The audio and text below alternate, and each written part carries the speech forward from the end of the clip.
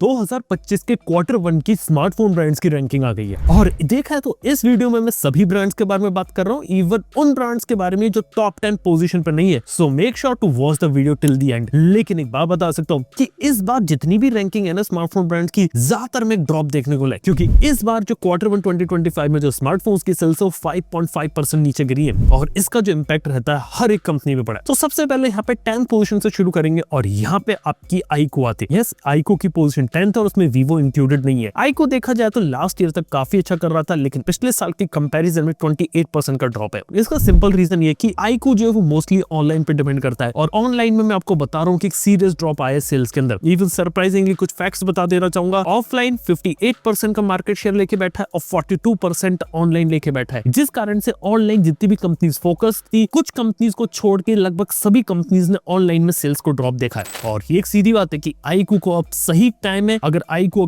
Online के साथ साथ ऑफलाइन में कूदेगा तो आगे बहुत अच्छा निकल सकता है, नहीं तो नीश और छोटे मार्केट तक ही लिमिटेड रह सकता है। लेकिन एक अच्छी बात है आईक्यू के साथ कि आईक्यू के जी सीरीज के फोन यहाँ पे मार्केट में चलते हैं, लेकिन जो फोन यहाँ पे मार्केट में नहीं चल रहे वो भी बता देता हूँ। आईक्यू 13 वो कमाल नहीं दिखा पाई। इसके साथ ही नियो सीरीज भी जो है वो भी मार्केट में उसे बहुत ही फीका रिस्पॉन्स मिला है। जी सीरीज को छोड़ के आईक्यू की कोई भी सीरीज अभी तक सक्सेसफुल नहीं हो पा रही है, ये एक सबसे बड़ी दिक्कत है। इसके साथ ही अगली जो कंपनी वो है यहाँ पे वन प्लस का मार्केट शेयर सिर्फ 2.4% है और अगर मैं इसे आईक्यू से कंपेयर करूं तो आईक्यू से सिर्फ 0.1% ही ज्यादा गया। और वन प्लस की सबसे ज्यादा खतरनाक बताऊं क्या बात है, जो बिल्कुल ही रेड फ्लैग होता है वो है यार वन प्लस का डिक्लाइन, वो भी -55% का। वन प्लस जैसी कंपनी लगातार पिछले 5 क्वार्टर से डिक्लाइन कर रही है। ये बात बहुत बड़ी कि कोई कंपनी एक साल से ज्यादा लंबे समय से अगर डिक्लाइन कर रही है तो बहुत ही अलार्मिंग सिचुएशन है, क्योंकि एक क्वार्टर 2 क्वार्टर कंपनी के लिए दिक्कत हो सकता है और एक साल कंपनी के लिए टाइम रहता है अपना कुछ स्ट्रेटेजाइज करने का। हालांकि कंपनी ने प्रोजेक्ट स्टारलाइट और अलग अलग चीजें शुरू करी है, लेकिन अभी भी कंपनी के ऊपर थोड़ा खतरा मंडरा रहा है। लेकिन एक बात है कि वन प्लस वाले इस बार नोट C5 लाइट को नहीं लाने वाले, ऐसा रूमर चल रहा है मार्केट में और कह रहे हैं कि 20,000 से नीचे हम फोकस नहीं करेंगे, अब हम सिर्फ महंगे और प्रीमियम फोन बनाएंगे और वन प्लस 13S से इसकी शुरुआत करने वाले और वन प्लस फोकस करेगा कि कम फोन बेचे, ज्यादा पैसा बनाए। हालांकि वन प्लस के साथ ये स्ट्रेटेजी कब तक सक्सेसफुल रह पाती नहीं रह पाती ये देखने वाली बात है। इसके बाद 8 पोजीशन है हमारे पास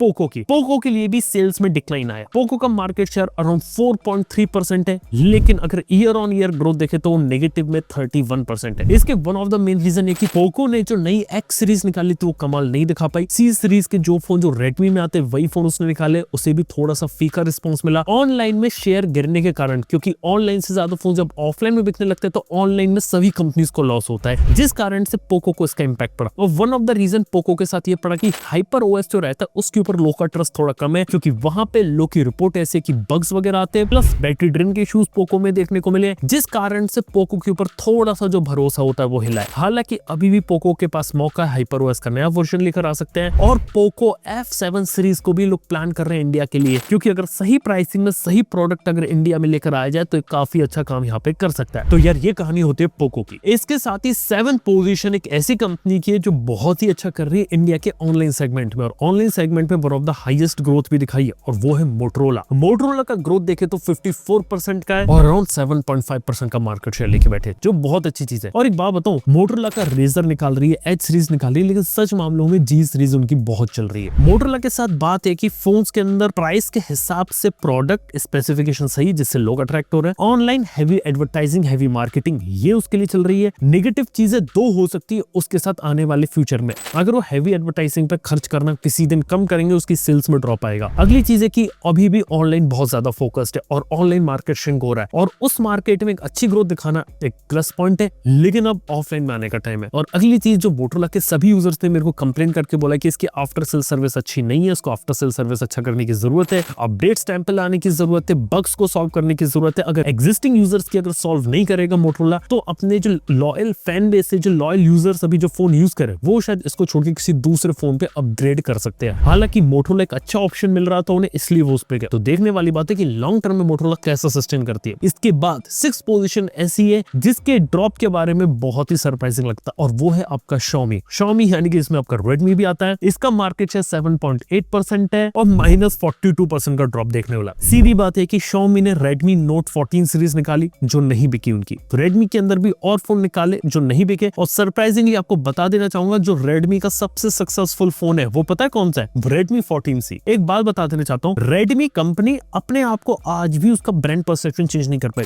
Xiaomi कंपनी हाल फिलहाल अपने आप को बोलती है कि हम प्रीमियम ब्रांड है, हम प्रीमियम एस्टेब्लिश करेंगे और हम वॉल्यूम गेम नहीं खेलेंगे, हम प्रॉफिटेबिलिटी के ऊपर जाएंगे। बात बिल्कुल ठीक है, लेकिन जब बिकने की बारी आती है तो उनका सबसे सस्ता फोन जो 10,000 रुपए की कम कीमत का वही बिक रहा है। और ये Xiaomi को यहाँ पे चेंज करने की जरूरत है। Xiaomi को चेंज करने में टाइम लगेगा, लेकिन कितना टाइम लगेगा ये नहीं पता। हालांकि Xiaomi के पास बहुत सारे मौके थे जिसको धीरे धीरे लूज आउट कर रहे हैं, और देखा तो धीरे धीरे Xiaomi के लिए लिस्ट में नीचे आए, लेकिन कुछ कमाल के फोन अगर निकाले तो लिस्ट में आगे भी बढ़ सकते, क्योंकि Xiaomi का अभी भी फैन बेस है। कई सारी चीजें उन्होंने सॉर्ट कर रखी है, बस कुछ प्रोडक्ट्स को लेके आए। देखो सिंपल सी बात बता रहा हूँ, Xiaomi के साथ अभी प्रॉब्लम ये चल रही है कि फोन की कीमत ज्यादा करती है, लेकिन उस कीमत को वो प्राइस पॉइंट जस्टिफाई नहीं कर पा रहे। ये बिल्कुल फैक्ट है। उनके फोन बहुत ही ज्यादा ओवर प्राइस्ड लगते हैं, लेकिन अगर उसी प्राइसिंग में अगर ज्यादा अच्छी स्पेसिफिकेशन, ज्यादा बेटर फीचर, ज्यादा बेटर कैमराज, ओवरऑल एक बेटर प्रोडक्ट प्रोवाइड करे तो Xiaomi कंपनी बहुत अच्छे तरीके से आके काम कर सकती है। एल्स Xiaomi कंपनी के लिए एक बैक ट्रैक लेने वाली सिचुएशन है कि उन्हें अपनी स्ट्रेटजी को थोड़ा सा रीवर्क करने की जरूरत है। सिंपल सी बात है, प्रीमियम करो, प्रीमियम में अच्छे फोन निकालो, हमें कोई प्रॉब्लम नहीं है, लेकिन सस्ते फोन को जबरदस्ती महंगे करके बेचना एक दिक्कत हो सकती है, कंज्यूमर शायद इस चीज को रिजेक्ट कर रहे हैं। लेकिन एक ऐसी कंपनी है जो प्रीमियम में सबसे अच्छा कर रही है, और वो कंपनी है एप्पल। कभी आप लोगों ने सोचा था कि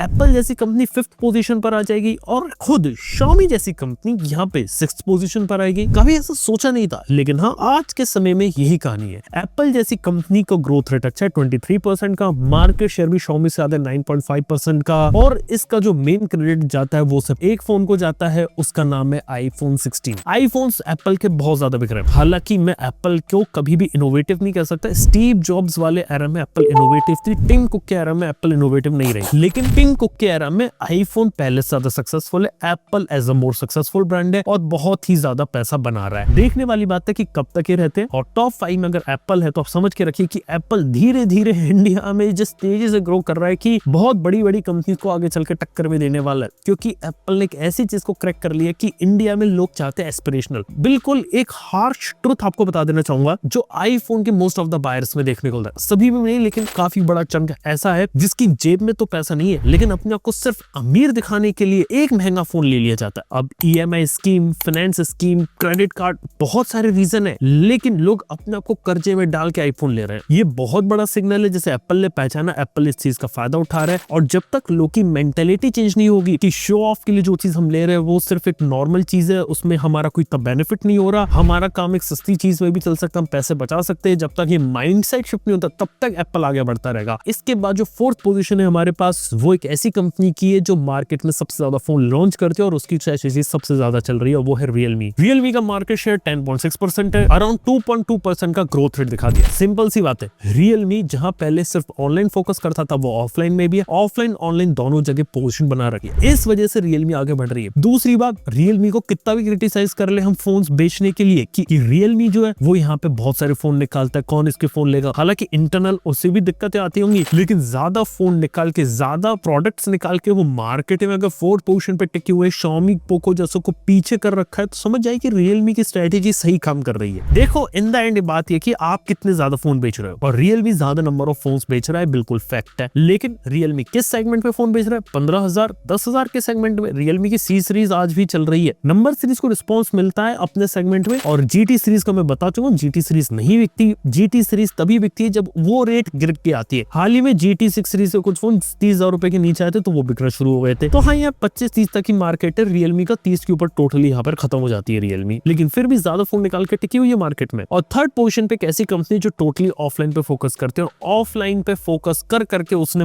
मजा दिला दिया, वो है Oppo। Oppo का मार्केट शेयर 12% का, और 12% के हिसाब से काफी सही काम कर रही है। Oppo के फोन्स ऑफलाइन में बिकते हैं, लुक्स पे, डिजाइन पे खेलते हैं, प्रोसेसर इतना खास नहीं देते, लेकिन कैमरास पे फोकस अच्छा है, जिस वजह से Oppo के फोन्स ऑफलाइन में काफी तगड़ा पुश मिल रहा है, वहां से चल रहे हैं। और Oppo के फोन के बारे में बता देता हूँ, कुछ फोन्स Oppo ने अच्छे बनाए, लेकिन कई सारे फोन स्मार्टफोन्स ऐसे जो इतने ज्यादा खास नहीं है बजट कैटेगरी के अंदर, जहाँ पे ओप्पो को एक बेटर प्रोडक्ट डिलीवर करने की जरूरत है, लेकिन फिर भी मार्केटिंग, एडवर्टाइजिंग और ऑफलाइन फोकस पे ओप्पो यहाँ टिका हुआ है। और सेकंड पोजीशन है सैमसंग की। सैमसंग देखा जाए तो आज के समय में सेकंड पर टिका हुआ है, बहुत अच्छी चीज है। 16.4% का मार्केट शेयर लेके बैठा हुआ है। गैलेक्सी की S25 भी बेच लेता है, ए सीरीज के फोन भी बेच लेता है, एम सीरीज भी बेच लेता है। लेकिन एक बात है कि सैमसंग को थोड़ा झटका मिला है यहाँ पे। वो झटका है कि ऑफलाइन में उसे थोड़ा बैकलैश मिला और ऑफलाइन में उसकी जो होल्ड रहता है सैमसंग का वो यहाँ पे गिरा है, जिस कारण से बेनिफिट उसे ऑनलाइन में मिला, क्योंकि ऑनलाइन में उसने अपनी स्ट्रेटेजीज को डबल डाउन किया और ऑनलाइन में फोन्स बेचे। लेकिन जब मार्केट ऑनलाइन का छोटा होता है और ऑफलाइन का बढ़ता है, उसका एक झटका सैमसंग को मिला, जिस कारण से कंपनी फर्स्ट पोजीशन पे जा सकती थी लेकिन सेकंड पोजीशन पे अटक गई। अगली चीज है कि सैमसंग को अपनी प्रोडक्ट में थोड़ा सा चेंज कर दे, थोड़ा सा एग्रेसिवली प्राइस कर दे, थोड़े बेटर स्पेसिफिकेशन दे दे और एक्सिनो से थोड़ा दूर जाके स्नैपड्रैगन के पीछे जाए ना, मैं बोल रहा हूँ सैमसंग बहुत अच्छा कर सकती है। इसके साथ ही हाँ, One UI 7 का तो एक बहुत बड़ा नेगेटिव इंपैक्ट उनके ऊपर पड़ा है। देखने वाली बात है कि One UI 7 का आना, बग्स का आना, डिले होना, कई सारी दिक्कतों का सामना करना, ये चीज सैमसंग आगे चल के कैसे सॉल्व करता है और लॉन्ग टर्म तक अपने आप को कैसे सस्टेन करता है, तो देखने वाली बात होगी। लेकिन हाँ, सेकंड पोजीशन पे बहुत अच्छी है। और फर्स्ट पोजीशन पे वीवो आती है। वीवो जैसी कंपनी 19.7% का मार्केट शेयर लेकर बैठी है। ऑफलाइन में कमाल कर रहे हैं लोग। टी सीरीज, वी सीरीज ये बहुत ज्यादा बेचते हैं, एक्स सीरीज के भी थोड़े बहुत फोन बेचते हैं और अपना परसेप्शन मार्केट में धीरे धीरे चेंज कर रहे हैं। और एक अच्छी बात वीवो के साथ है कि ऑनलाइन ऑफलाइन कैमरा सेंटर कुछ अच्छी जगह उन्होंने पकड़ी हुई है, जहाँ पे ये लोग सही यहाँ पे खेल रहे हैं। ओवरऑल कंपनी अच्छा कर रही है और अच्छे प्रोडक्ट्स यहाँ पे निकल रही है। और एक अच्छी बात देखनी पड़ेगी, सर्विस में भी काम किया। सर्विस के अंदर जैसे उन्होंने अच्छा एक्सपीरियंस देना शुरू किया, इसकी सेल्स पे इंपैक्ट पड़ा और वो चीज हमने यहाँ पर देखी। बस एक छोटी सी कमी फन टच ओएस की, लेकिन सेल्स फिगर देख के लगता नहीं कि लोगों को फन टच ओएस की उतनी पड़ी है। लेकिन कई सारे लोग कहते हैं कि फन टच ओएस को और बेटर किया जा सकता है, तो वही वीवो से फीडबैक है कि फन टच ओएस को बेटर करे तो शायद आपकी पोजीशन नंबर 1 शायद हमेशा मेंटेन रहे। लेकिन अब कुछ ऐसी कंपनीज के बारे में बात करेंगे जो टॉप 10 की लिस्ट में अपनी जगह नहीं बना पाए लेकिन अच्छा कर रही है। सबसे पहले बात करते हैं लावा की। लावा का अराउंड मार्केट शेयर तकरीबन 1 से 2% के अराउंड है और 10,000 रुपए के नीचे मोस्ट ऑफ द फोन ये लोग यहाँ निकालते और बेचते। हालांकि लावा की जो मेजर सक्सेस का रीजन है वो है फीचर फोन, क्योंकि इंडिया में आज भी फीचर फोन बिकते हैं। फर्स्ट पोजीशन पर आती है आईटेल जो 41% का शेयर लेके बैठी है। सेकंड पोजीशन आती है लावा मोबाइल्स की 31% के शेयर के साथ और थर्ड पोजीशन पे एचएमडी आती है। स्मार्टफोन्स में इतना खास नहीं कर रहे हैं लेकिन फीचर फोन बिजनेस में टॉप 3 में बैठे हुए हैं। इसी के साथ ही बात करें तो इंडिया के अंदर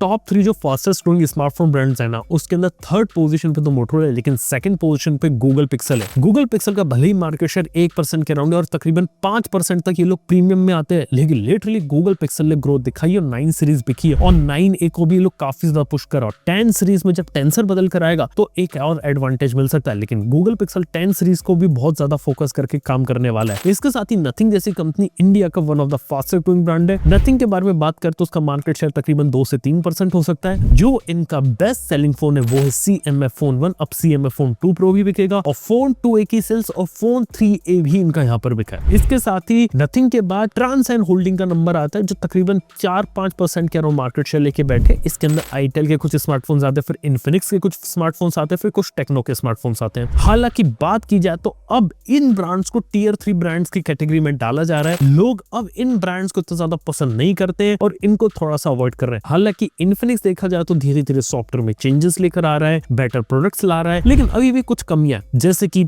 कोई भी फोन मार्केट में नहीं है इनका जिसके अंदर स्नैपड्रैगन जैसा प्रोसेसर है। ये लोग अगर फोल्डेबल फोन भी निकालते तो भी वो मार्केट में कुछ खास काम दिखा नहीं पाता, क्योंकि अब यहाँ पे टाइम है कंपनी को अपनी परसेप्शन और ब्रांड इमेज चेंज करने का। इसके साथ ही ओवरऑल इंडिया के फोन मार्केट में बात करें तो चीजें काफी ज्यादा एक्साइटिंग चल रही है। जहां पहले 25,000 रुपए को हाई रेंज यहाँ फ्लैगशिप किलर बोला जाता था, आज के समय 25-30,000 मिड रेंज हो चुका है। हालांकि 30,000 रुपए के ऊपर कोई भी फोन यहाँ पे बिकता है उसे प्रीमियम ही माना जाता है, तो 30,000 रुपीज के ऊपर प्रीमियम है। और इंडिया में जो एवरेज सेलिंग प्राइस चल रहा है वो 20 से 25,000 रुपए फोन का। स्मार्टफोन मार्केट से रिलेटेड और भी कुछ ब्रेकडाउन के वीडियोस आने वाले हैं जिसमें हम और डिटेल में बात कर सकते हैं, लेकिन फिलहाल के तौर पे कुछ स्मार्टफोन्स की जो रैंकिंग होती है ब्रांड्स की वो यहाँ पे मैंने बताई आप लोगों को। बाकी अगर आप लोगों को कुछ कहना है तो नीचे कमेंट सेक्शन में अपना ओपिनियन बता सकते हैं। थैंक यू बने रहने के लिए। मैं आपसे मिलता हूँ अपने नेक्स्ट वीडियो के अंदर। Good bye.